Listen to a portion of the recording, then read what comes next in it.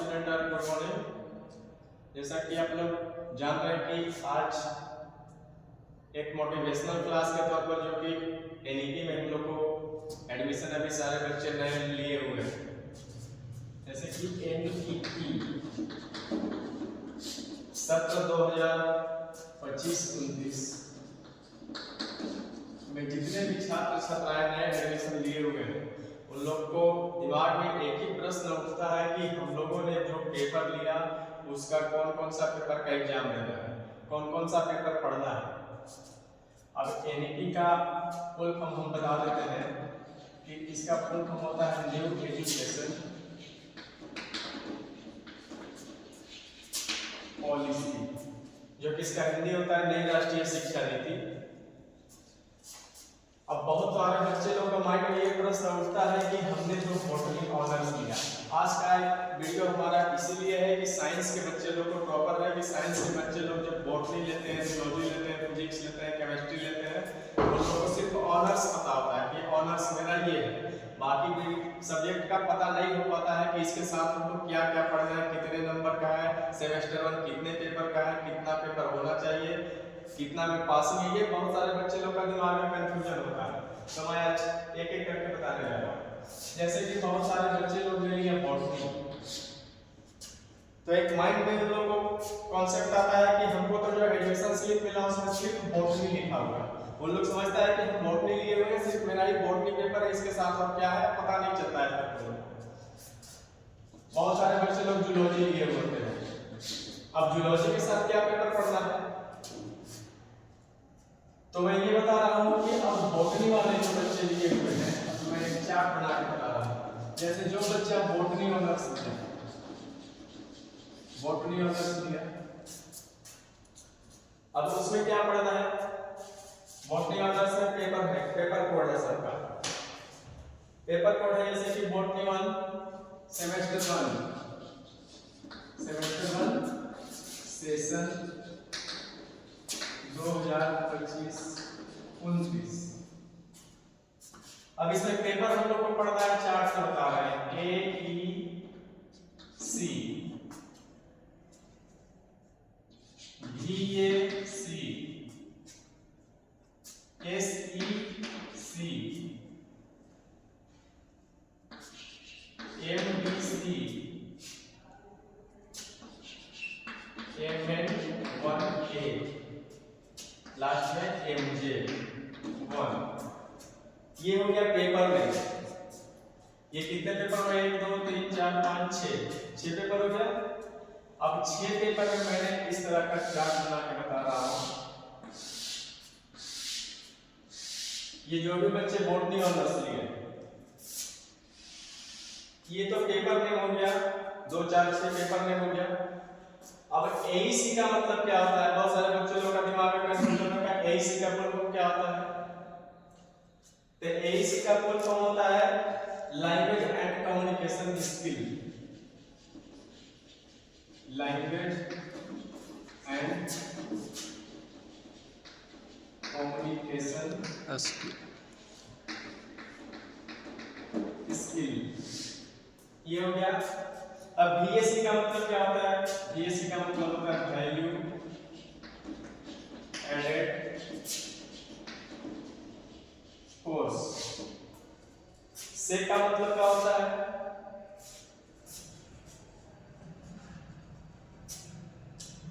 Skill enhancement force, skill enhancement force. MDC का मतलब क्या होता है, multi disciplinary, multi disciplinary force. MN का मतलब क्या होता है, माइनर। एमजे का मतलब होता है मेजर। अब अभी मैंने ऊपर का वीडियो में मैंने बोला कि बॉटनी ऑनर्स रखे हुए, तो बॉटनी ऑनर्स क्या होता था कि जब पार्ट 1 में जब पहले वाला सेशन चलता था, ओल्ड सेशन चलता था, उसमें ऑनर्स बोला जाता था, कोई भी सब्जेक्ट को ऑनर्स बोला जाता था। लेकिन जब एनईपी आ जाती है तो एनईपी सेशन के अंतर्गत ये जो ऑनर्स है उसको क्या हमने बोला, मेजर बोला। मेजर, मेजर मतलब बड़ा, बड़ा, और इसके साथ एक सब्सिडरी पेपर हम लोग रखते हैं।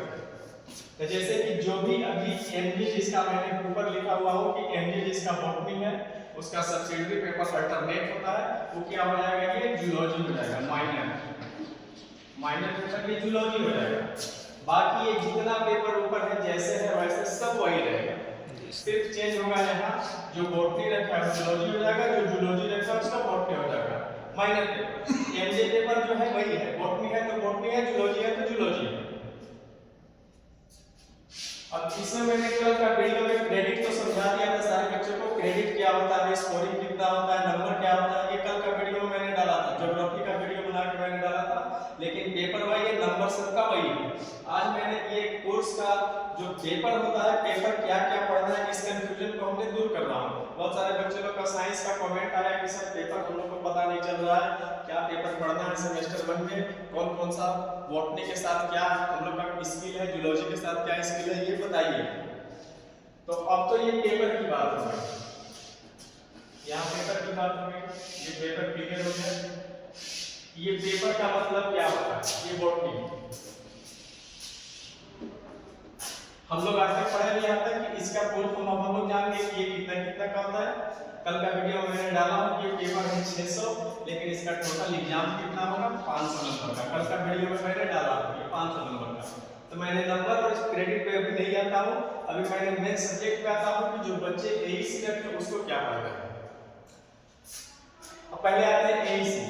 एईसी मतलब लैंग्वेज एंड कम्युनिकेशन स्किल। एक चीज है कि जो बच्चा सेमेस्टर 1 में हिंदी पेपर रखा होगा, ये मैंने कल बताया था कि ये 50 नंबर का होगा, क्रेडिट कितना होगा, 2 क्रेडिट। सिलेबस में लोग देखेंगे तो ये आएगा क्रेडिट 2 क्रेडिट होगा। ये अगर सेमेस्टर 1 में हिंदी है तो ये सेम टू में क्या हो जाएगा, इंग्लिश, सेम टू में इंग्लिश हो जाएगा, अल्टरनेट चलता रहेगा। और अगर सेमेस्टर 1 में जो बच्चा हिंदी रखा है वो सेमेस्टर 2 में इंग्लिश रखेगा, और अगर सेमेस्टर 1 में जो इंग्लिश रखा है वो सेमेस्टर 2 में हिंदी रखेगा।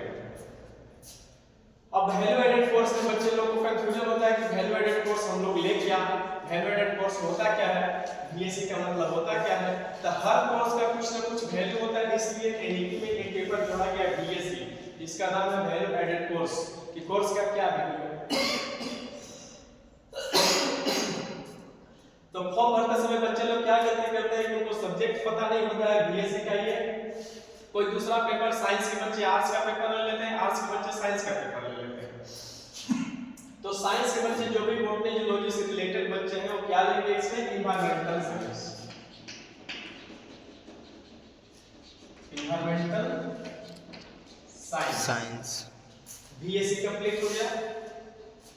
अब स्टेज का मतलब होता है स्किल इनहांसमेंट कोर्स। तो स्किल इनहांसमेंट कोर्स का मतलब जो मेजर पेपर है, मेजर पेपर आपका ये हो गया मान लीजिए बॉटनी, तो मेजर के साथ सेम पेपर ही मेजर से रिलेटेड ही टॉपिक लेना है।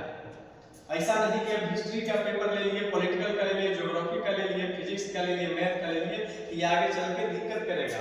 सब्जेक्ट कॉम्बिनेशन जो बना हुआ है एनईपी सिलेबस के तहत, उसके अनुसार जो सब्जेक्ट का कॉम्बिनेशन है वैसे ही सब्जेक्ट को चूज करके लेना है।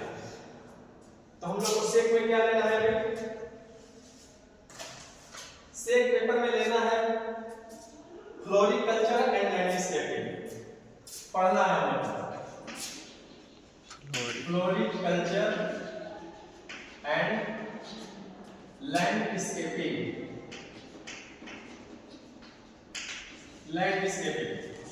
बॉटनी के बच्चे।